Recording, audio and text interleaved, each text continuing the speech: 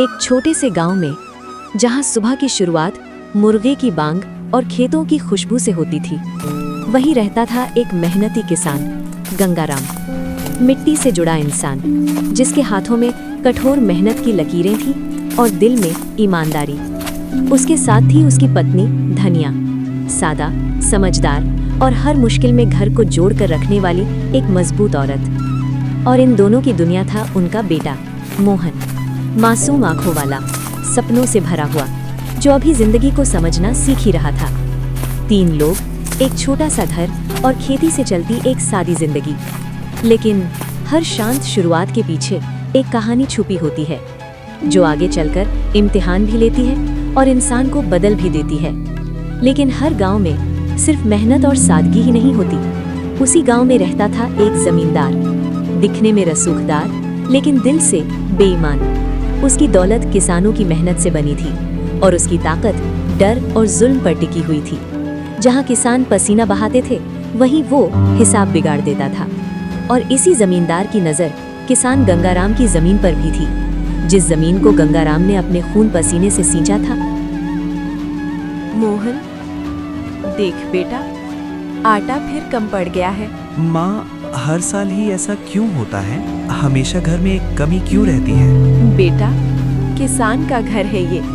कभी बारिश साथ देती है तो कभी हालात। लेकिन माँ, पिताजी तो दिन रात खेत में मेहनत करते हैं। करते हैं बेटा, बहुत करते हैं, लेकिन मेहनत का फल हमेशा मेहनत करने वाले को नहीं मिलता। तो क्या हमारी जिंदगी हमेशा ऐसी ही रहेगी? नहीं बेटा, मेहनत और सच्चाई कभी बेकार नहीं जाती। एक दिन सब ठीक होगा। ठीक है माँ, मैं पिताजी के लिए खाना ले जाता हूँ। पिताजी को बहुत तेज भूख लगी होगी, सुबह से खेत पर काम कर रहे हैं, उन्हें भूखा नहीं छोड़ना चाहिए। और यहीं से मासूम मोहन ने सीखा कि मेहनत और प्यार कभी भी खाली नहीं जाता। हर संकट में छोटे छोटे कदम बड़े बदलाव ला सकते हैं। हाय राम, इन खेतों को सींचते सींचते पूरे दिन निकल गया। खूब पसीना बहाया, लेकिन देखो अब भी भूख लग रही है। पिताजी, खाना ले आया हूँ, थोड़ा रुकिए, अब आराम कर लीजिए। अरे मोहन, तू भी देख ले बेटा, आजकल खाने का मजा काम के बाद ही आता है। लेकिन देखो, हमारा कोई कर्ज नहीं है, सब हिसाब किताब सही रखता हूँ। अपनी मेहनत का फल हमेशा अपने पास ही रहता है। खून पसीना बहाकर इन खेतों को सींचा है, कभी शिकायत नहीं की, कभी डर नहीं दिखाया, बस काम किया सच्चाई से, मेहनत से। पिताजी, आप तो बस सबको हरा देते हैं, चाहे खेत हो या जिंदगी। फिर गंगाराम खाना खाता है। तभी दोपहर का समय था। गांव की चौपाल पर लोग वैसे ही बैठे थे। तभी जमींदार अपने आदमियों के साथ आ पहुंचा। उसके आते ही माहौल अपने आप भारी हो गया। अरे भाई लोगों, सब बैठे बैठे क्या सोच रहे हो? लगान का टाइम निकल रहा है और तुम लोग ऐसे बैठे हो जैसे कुछ हुआ ही नहीं। साहब, फसल अभी पूरी तरह हुई नहीं है, थोड़ा वक्त दे दो तो। वक्त? हर साल यही बहाना। जब बीज चाहिए था तब मेरे दरवाजे पर आए थे ना। अब हिसाब देने में क्यों हाथ कांप रहे हैं? साहब, पानी भी कम पड़ा, ऊपर से खर्चा बढ़ गया, हम जानबूझकर नहीं टाल रहे। देखो, मुझे तुम्हारी कहानी नहीं सुननी। या तो पैसा दो या फिर कल से अपनी जमीन मेरी समझो। गांव में रहना है तो मेरी बात माननी पड़ेगी। जमींदार की बातों ने गांव की चौपाल को खामोश कर दिया। सबके चेहरे पर डर था, लेकिन आवाज किसी की नहीं निकल रही थी। और यहीं से गंगाराम जैसे किसानों की असली परीक्षा शुरू होने वाली थी। इस साल भी बादल आए, लेकिन बरसे नहीं। गांव की जमीन फिर से फटने लगी और सबके मन में एक ही डर था, कहीं इस साल भी सूखा न पड़ जाए। फिर गंगाराम अपने घर आ जाता है। हर साल यही होता है जी, ना पानी ना फसल। अब तो घर में आटा भी मुश्किल से बचा है। क्या करूं धनिया, किसान डरकर हल तो नहीं छोड़ सकता ना। बारिश आएगी, कभी ना कभी तो आएगी। बाबा, हर साल हम यही बोलते हैं, फिर भी कुछ बदलता क्यों नहीं? बेटा, गरीब का हौसला ही उसकी ताकत होता है। तू बस पढ़ लिख जा, शायद तेरा कल हमसे अच्छा हो। घर में शब्द कम थे, लेकिन चिंता बहुत ज्यादा। सूखा सिर्फ खेत नहीं जलाता, घर के अंदर की उम्मीद भी धीरे धीरे सुखा देता है। फिर उसी दिन जमींदार सुना है साल भी बारिश नहीं होगी। अच्छा है, बहुत अच्छा। साहब, गंगाराम जैसे लोग तो अब पूरी तरह टूट जाएंगे। वही तो चाहिए। ना पानी मिलेगा, ना फसल होगी। फिर वो खुद मेरे पास आएगा। लेकिन साहब, वो हर बार कर्ज लेने से बच जाता है। इस बार बचने नहीं दूंगा। सूखा उसका नहीं, उसका हौसला सुखाएगा। फिर देखना, जमीन खुद मेरे नाम लिख देगा। एक तरफ किसान आसमान की तरफ देख रहा था और दूसरी तरफ जमींदार उसकी मजबूरी गिन रहा था। कुदरत का सूखा अब इंसान की लालच से टकराने वाला था। शाम ढल रही थी, लेकिन अंधेरा गांव के दिल में उतर चुका था। ये सिर्फ सूखे की कहानी नहीं थी, ये उस जंग की शुरुआत थी जहां मेहनत और घमंड आमने सामने खड़े होने वाले थे। फिर एक दिन अरे गंगाराम भाई, कहाँ चले ऐसे मुंह लटकाए? सूखा परेशान कर रहा है ना?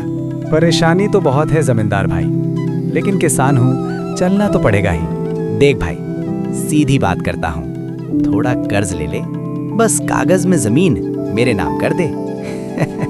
वैसे भी सूखे में जमीन किस काम की? पर जमींदार भाई, जमीन हमारे लिए कागज नहीं होती, ये तो हमारे बच्चों की रोटी होती है। अरे भावुक मत हो, आज मेरे नाम, कल फिर तेरी।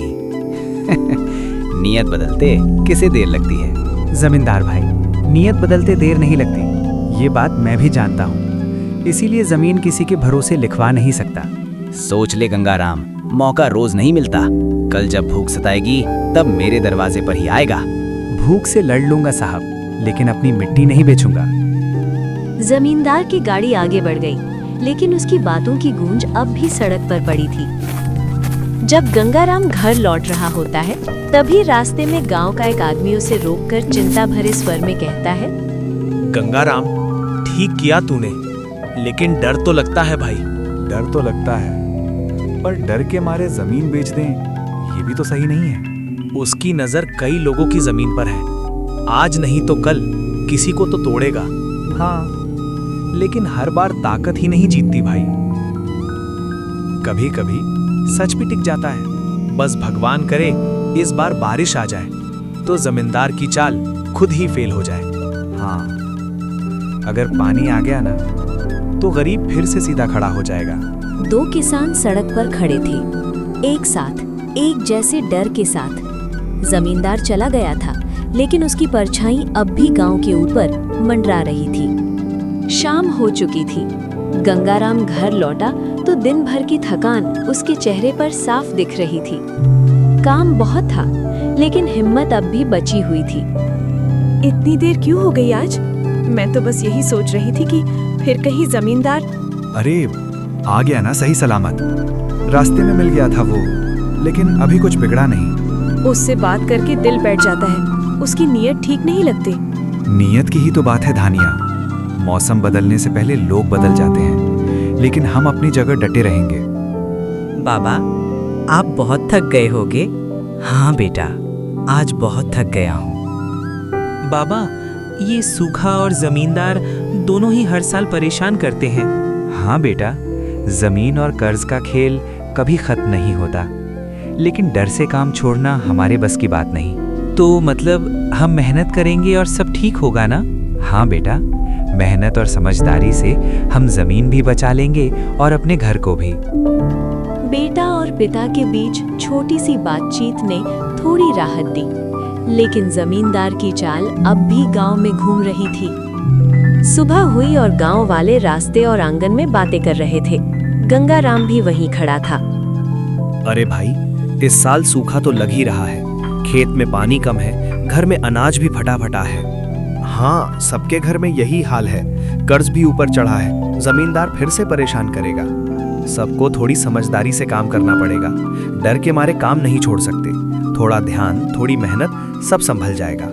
हाँ भाई, लेकिन ये सूखा और जमींदार दोनों साल की परीक्षा ले रहे हैं। हाँ, लेकिन डर के आगे झुकना हमारे बस की बात नहीं। अकाल और भूखमरी की चिंता सबको बहुत परेशान किए हुए थी। फिर एक दिन जमींदार की हवेली में सुबह का समय था, लेकिन आज कुछ अजीब हो रहा था। जमींदार अचानक कमजोर महसूस कर रहा था, और ये कोई आम कमजोरी नहीं थी। मेरा सिर कहाँ है? ये दर्द। साहब, क्या हुआ? कभी ऐसा नहीं देखा। पलंग पर आराम कीजिए। नहीं, मैं उठूं? किसी को बताना मत। लेकिन साहब, अगर गिर गए तो बड़ा हादसा होगा। साहब, संभलें। लेकिन तब तक जमींदार पलंग से नीचे गिर गया और नौकर हड़बड़ाते हुए उसे उठाने लगे, लेकिन अंदर से थोड़ा मुस्कुरा रहे थे। सुनो, किसी को ये मत बताना मैं बीमार हूँ और पलंग से गिर गया था। बस थोड़ी कमजोरी है। थोड़ी हंसी, घबराहट भी। साहब, ये कमजोरी नहीं है। आप गिर गए और आपका हाल खराब है। जल्दी डॉक्टर बुलाते हैं। डॉक्टर? नहीं, मैं अपना हाल संभाल लूंगा। और हाँ, किसी को खबर मत लगने देना। लेकिन गांव वालों तक खबर पहुंच ही गई।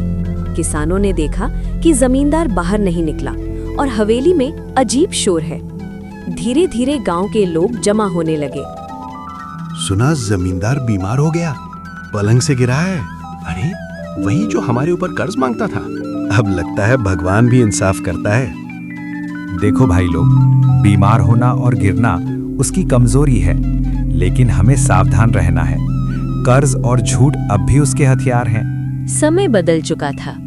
जिस हवेली में कभी रौब था, आज वहां सन्नाटा था। अरे, कोई है क्या? पानी, थोड़ा सा पानी। जिस जमींदार से कभी सब डरते थे, आज उसे छोड़कर उसके अपने नौकर भी भाग चुके थे। सब चले गए। जिसे मैं अपना समझता था, आज कोई नहीं है। और तभी जिस किसान को उसने सबसे ज्यादा सताया था, वही किसान आज उसके दरवाजे पर खड़ा था।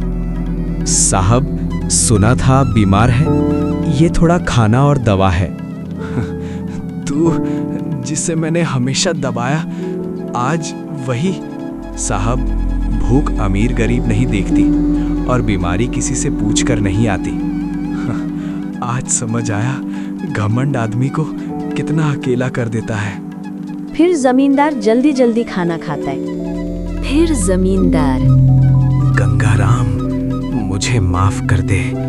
मैंने लालच में इंसानियत भूल दी। माफी तब पूरी होती है साहब, जब गलती दोबारा ना दोहराई जाए। वादा करता हूँ, आज के बाद किसी किसान पर जुल्म नहीं होगा। जिस दिन जमींदार का घमंड टूटा, उसी दिन एक इंसान पैदा हुआ। और जिस किसान ने नफरत के बदले इंसानियत दिखाई, वही इस कहानी का सच्चा हीरो बन गया। कहानी यहीं खत्म होती है, जहां लालच हारता है और इंसानियत जीत जाती है।